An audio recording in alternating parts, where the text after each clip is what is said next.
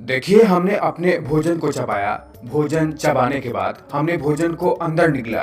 भोजन हमारे भोजन नली से होते हुए, जिसे इंग्लिश में ईसोफेगस कहते हैं, वहां से होते हुए हमारे पेट में आया। पेट कह लो, आमाशय कह लो, स्टमक कह लो या जठर कह लो, कुछ भी कह लो हिंदी में। और ये जो फूड हमारे स्टमक में आ रहा था, ठीक हमारे स्टमक के ऊपरी हिस्से पर, जहाँ पर ये ईसोफेगस खत्म होता है, वहां पर एक स्फिंक्टर होता है जो तब ओपन होता है जब किसी भी फूड को जिसे हम निगल रहे होते हैं उसे पेट में जाना होता है, तभी ये स्फिंक्टर खुलता है और रेस्टिंग पोजीशन पर ये क्लोज रहता है। अब जब ये फूड हमारे स्टमक में आ जाता है तो हमारे फूड के साथ क्या होता है ये हमें इस वीडियो में जानना है। लेकिन ये बात हम तब तक नहीं जान पाएंगे जब तक हम ये नहीं जानते कि हमारे स्टमक की संरचना आखिर होती कैसे है। तो चलिए पहले ये जान लेते हैं। देखिए, हम अपने स्टमक को अध्ययन करने के लिए, हम आसानी से अपने स्टमक को समझ सके, इसके लिए हमने इसे दो भागों में बांट दिया है। इसके लेयर को, हमारे स्टमक का एक लेयर म्यूकोसा का होता है जो कि हमारे स्टमक की अंदरूनी लाइनिंग होती है,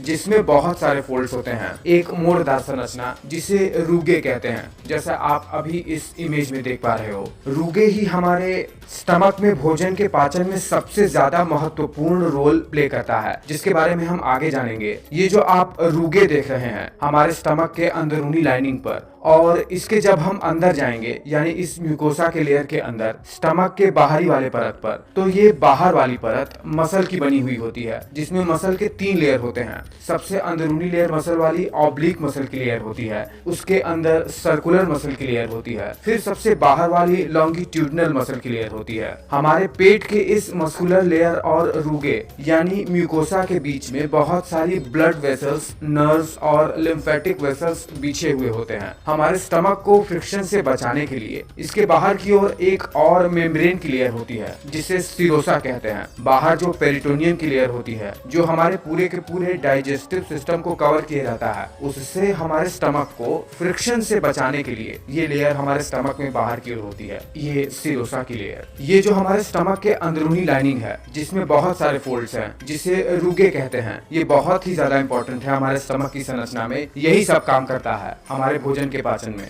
स्टमक के अंदर इसी फोल्ड में से कई सारी केमिकल्स रिलीज होती हैं जो हमारे फूड को केमिकली ब्रेक डाउन कर देता है। असल में इन फोल्ड्स के अंदर भी बहुत ही छोटे छोटे फोल्ड्स होते हैं। देखिए, ये जो रूगे फोल्ड्स के अंदर फोल्ड्स होते हैं इन्हें गैस्ट्रिक पिट कहते हैं, और इन्हीं गैस्ट्रिक पिट के अंदर ही, इन्हीं फोल्ड्स पर ही कई प्रकार के सेल्स होते हैं जो अलग अलग केमिकल्स को रिलीज करते हैं, जो भोजन के पाचन में मदद करता है। देखिए, ये है हमारे इस रूगे के गैस्ट्रिक पिट के फोल्ड पर मौजूद पैराइटल सेल। ये पैराइटल सेल क्या करता है, ये हमारे स्टमक के अंदर HCl यानी हाइड्रोक्लोरिक एसिड का निर्माण करता है, जो कि हमारे पेट में आने वाले वायरसेस, बैक्टीरिया को मारता है और फूड को छोटे छोटे टुकड़ों में तोड़ता है। ये है चीफ सेल। ये चीफ सेल क्या करता है, ये हमारे स्टमक में पेप्सिनोजेन को बनाते हैं जो कि प्रोटीन को पेप्टाइड में तोड़ता है। ये है हमारे स्टमक में जी सेल, जिसे गैस्ट्रिन सेल के नाम से भी जानते हैं। ये हमारे स्टमक में गैस्ट्रिन हार्मोन को बनाते हैं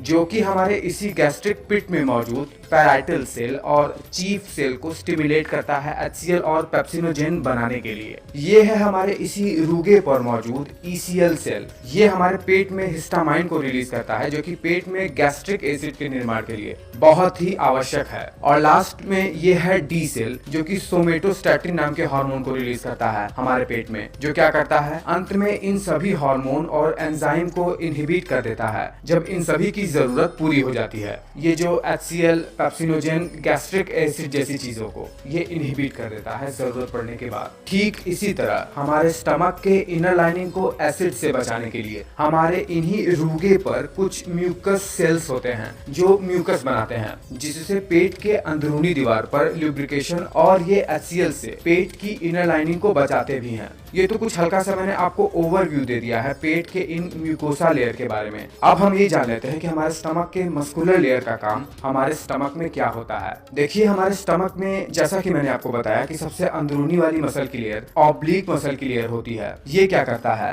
ये हमारे स्टमक में जो जूसेस निकलते हैं फूड के आने के बाद, इन सबको मिक्स करता है, इन सभी को ग्राइंड करता है। ठीक इसी ऑब्लिक मसल के नीचे हमारे स्टमक की सर्कुलर मसल की लेयर होती है, जो क्या करती है, ये हमारे पेट में जो फूड आया है उसके मूवमेंट में मदद करता है ताकि भोजन आसानी से छोटी आंत में पहुंच सके। और आखिरी मस्कुलर लेयर लॉन्गिट्यूडिनल मसल की लेयर होती है। ये भी हमारे स्टमक में भोजन के मूवमेंट यानी पेरिस्टाल्सिस में मदद करता है। और जब भोजन पेट से छोटी आंत में प्रवेश करता है तो ठीक यहीं पर यहाँ पर एक स्फिंक्टर होता है जो तब खुलता है जब भोजन को स्टमक से छोटी आंत में भेजना होता है। इसे पाइलोरिक स्फिंक्टर के नाम से जाना जाता है। तो देखिए, एक बहुत ही छोटे से वीडियो में मैं आपको ये समझाने का प्रयास किया हूँ कि स्टमक की संरचना होती कैसे है और इनमें किन किन सेल्स की इन्वॉल्वमेंट है। उम्मीद करता हूँ कि आप ये बात आसानी से समझ गए होंगे। खैर, आगे आने वाली वीडियो में हम डाइजेस्टिव सिस्टम को और ब्रॉडली जानेंगे। तब तक आप इस वीडियो पर अपना रिएक्शन देना मत भूलिएगा।